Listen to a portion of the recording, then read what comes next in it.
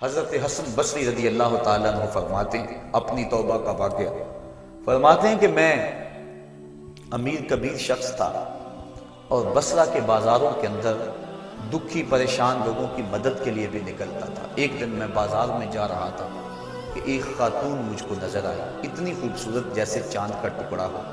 میں نے مسلسل اس کی طرف دیکھنا شروع کر دیا۔ اس نے کہا اما تستحی، تجھے حیا نہیں آتی، مجھے دیکھے جا رہے ہو؟ کہتے ہیں میں نے کہا ممن، کس سے حیا کر؟ تو اس عورت نے کہا فمن یعلم خائنۃ الاعین وما تخفی الصدور، اس سے حیا کرو جو دلوں کے بھید جانتا ہے، جو آنکھوں کی خیانت کو جانتا ہے، اس سے حیا کرو۔ کہتے ہیں یہ بات تو بہت بڑی تھی، لیکن اس کا حسن ایسا تھا کہ مجھے اس کے باوجود اس کی طرف رغبت رہی اور میں مسلسل اس کو دیکھتا رہا۔ اس نے پھر مجھے کہا کہ کیا معاملہ ہے کہ تم میری طرف دیکھنا چھوڑتے نہیں ہو، کون سی چیز پسند آئی؟ تو کہتے ہیں میں نے اس کو کہا کہ تیری جھیل سی آنکھوں میں ڈوبنا چاہتا ہوں اور یہ میرے لیے ایک باعث کشش ہے۔ اس نے کہا تم رکو، شاید تمہارا مطلوب پورا ہو جائے۔ میں وہاں رکا اور وہ اپنے گھر چلے گئے۔ تھوڑی دیر کے بعد اس کی خادمہ تشت کے اوپر کپڑا ڈالا ہوا ہے اور میرے طرف بڑھایا۔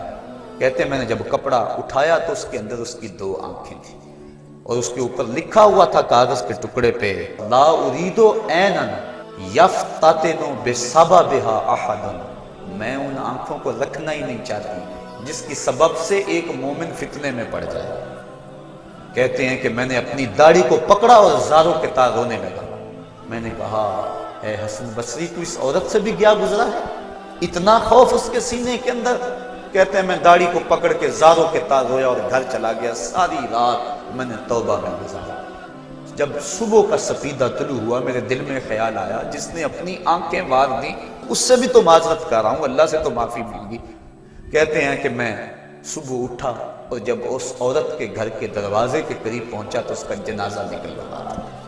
میں پھر بڑا پریشان ہوا، واپس آیا، سارا دن مشکل میں گزارا۔ رات جب میں سویا تو وہ عورت مجھے خواب میں ملی۔ میں نے کہا کہ مجھے کوئی وصیت کرو، تو اس نے کہا اذا خلوت فاذکر اللہ، میں تجھے وصیت یہ کرتی ہوں جب تم تنہائی میں ہوا کرو تو اللہ کو یاد کیا کرو۔ وَإِذَا أَصْبَحْتَ وَأَمْسَيْتَ فَاسْتَغْفِرِ اللَّهَ وَتُبْ إِلَيْهِ، اور جب تم صبح کرو یا شام کرو تم استغفار پڑھا کرو اور اللہ سے توبہ کیا کرو۔ حضرت حسن بصری فرماتے ہیں کہ اس عورت کا یہ عمل مجھے توبہ کے راستے پہ ڈال لیا، پھر وہ حسن بصری زمانے کے امام اور مقتدا بنے۔ تو انسان جب عبرت حاصل کرنے پہ آتا ہے تو ایسے اسباب اس کے لیے مہیا ہو جاتے ہیں، توبہ کرنے میں دیر نہیں کرنی چاہیے۔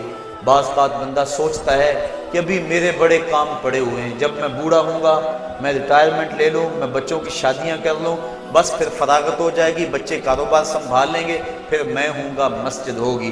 یہ ایسا بندہ کہہ رہا ہے جس کی ملک ایک سانس بھی نہیں ہے، جو ایک سانس کا بھی مختار نہیں ہے، اور ایسے بات کر رہا ہے جس طرح سب کچھ اس کے قبضے میں ہو۔ تو توبہ کے اندر تاخیر نہیں کرنی چاہیے۔ بنی اسرائیل کے اس شخص کا واقعہ آپ کو پہلے بھی شاید میں نے کسی مجلس کے اندر عرض کیا تھا کہ جس کو طول عمل نے برباد کر دیا، اس کی نیکیوں کی وجہ سے اس کو خبر پہنچی کہ اس کی عمر 1000 سال ہے، تو اس نے کہا جب میری عمر اتنی لمبی ہے تو پھر میں عبادت کی بھٹی کے اندر کیوں جلتا رہوں؟ میں 900 سال گناہ کر لیتا ہوں اور 100 سال قبل توبہ کر لوں گا اور گناہوں کی معافی چاہ لوں گا۔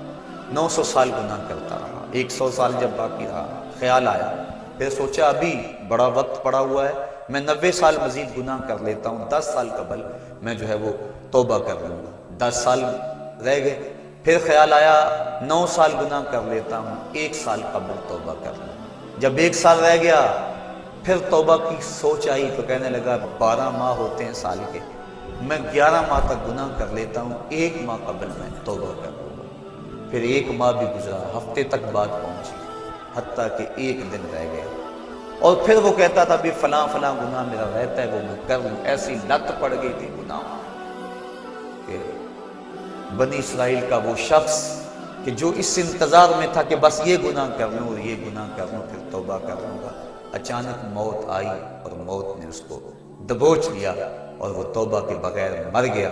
تو طول عمل، لمبی امید کہ ابھی وقت میرا بڑا پڑا ہوا ہے، پہلے تو پتہ ہی نہیں ہے کہ وقت موجود بھی ہے یا کہ نہیں، اگلی سانس آئے گی یا کہ نہیں، دوسری بات جو کیفیت اب ہے پتہ نہیں آگے ہو یا نہ ہو۔ شیطان کو جتنی مہلت دو گے، جتنی بیماری گھر کر جائے گی، اس قدر ہی اس کا ختم ہونا مشکل ہے۔ اس لیے جب گناہ کرے تو فوراً توبہ کر لے، گناہ مٹ جاتا ہے۔ اور اگر انسان کہتا ہے کہ نہیں یہ کر لوں پھر توبہ کروں گا، تو توبہ کو مؤخر کرنا انسان کو گناہ پر دلیر بنا دیتا ہے۔ اور ایک حدیث میں آتا ہے جب انسان گناہ کرتا ہے تو اس کے دل پر ایک سیاہ نقطہ پڑتا ہے، اگر وہ توبہ کر لے تو وہ مٹ جاتا ہے، دل شفاف ہو جاتا ہے۔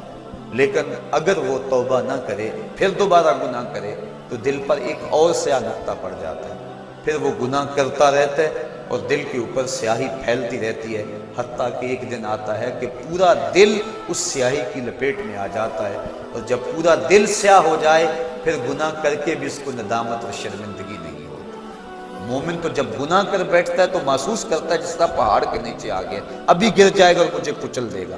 اور منافق یہ سمجھتا ہے گناہ کرنے کے بعد کہ بدن پہ مکھی بیٹھی تھی، ہلکے سے اشارے سے میں نے اس کو اڑا دیا، وہ مکھی کے بیٹھنے جیسی کیفیت کا احساس کرتا ہے منافق۔ تو جب دل سیاہ ہو جائے تو بندہ گناہ پہ گناہ کرتا ہے، زندگی گناہوں سے لتڑی ہوئی گزرتی ہے لیکن توفیق توبہ نہیں ملتی۔ صاحبو، زندگی بیت رہی ہے، ایک ایک لمحہ کٹ رہا ہے، ہم لمحہ لمحہ موت کے قریب ہو رہے ہیں، ہم سمجھتے ہیں ہم بڑے ہو رہے ہیں لیکن نہیں، ہم چھوٹے ہو رہے ہیں۔ جب گنتی الٹی شروع ہو جائے کام جلدی زیرو تک پہنچ جاتا ہے، سانسوں کی الٹی گنتی شروع ہے اور ہم لمحہ لمحہ قریب ہو رہے ہیں۔